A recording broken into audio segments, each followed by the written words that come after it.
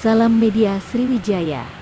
Dua alat berat dan sejumlah pekerja memasang tiang turap di proyek Sekanak Lambidaro yang saat ini sudah mencapai Jalan Kapten Arifai persis belakang gedung DPRD Provinsi Sumatera Selatan atau Simpang 4 DPRD Sumsel, Jumat tanggal 21 Oktober tahun 2022.